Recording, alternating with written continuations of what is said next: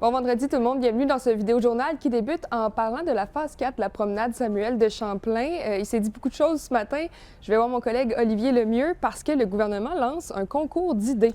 Voilà, donc le gouvernement caquiste veut imaginer la suite pour la promenade Samuel de Champlain, la phase 4. On lance un concours d'idées, on veut des concepts pour le printemps 2024, on veut être ambitieux. Ça, c'est la nouvelle officielle. Mais évidemment, aujourd'hui, c'était la première présence officielle en public du maire Marchand et du ministre Jonathan Julien, qui est responsable de la capitale nationale, depuis que le gouvernement a retiré à la Ville de Québec le projet de tramway.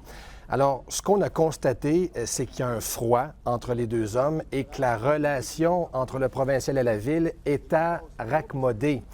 Évidemment, les deux parties ont intérêt à ce qu'il y ait une bonne communication, à ce qu'on puisse travailler ensemble parce qu'il reste 2 ans de mandat à Bruno Marchand, 3 ans à la CAQ, et on peine à imaginer que le gouvernement provincial ne travaillerait pas de la bonne façon avec la capitale nationale. Mais il y a eu des malaises. Il y a le maire Marchand qui refuse maintenant de parler du tramway, qui transfère les dossiers au gouvernement provincial. Et on a encore bien peu de réponses sur les travaux en cours, travaux préparatoires et les 140 employés du bureau de projet. Merci beaucoup Olivier. Salut!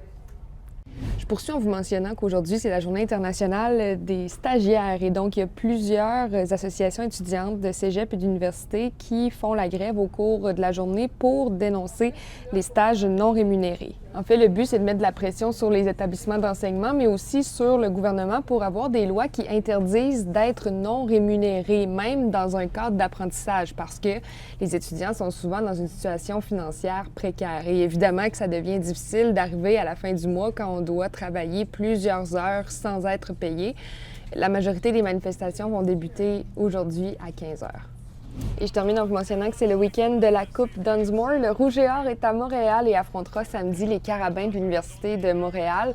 C'est une 20e participation consécutive au match de la Coupe Dunsmore pour le Rouge et Or. Et notre collègue Guillaume Piedboeuf sera sur place, donc vous recevrez une alerte dès que le Rouge et Or va gagner.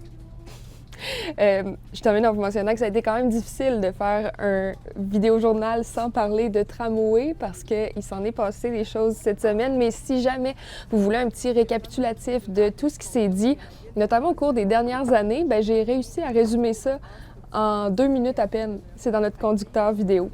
Bon week-end!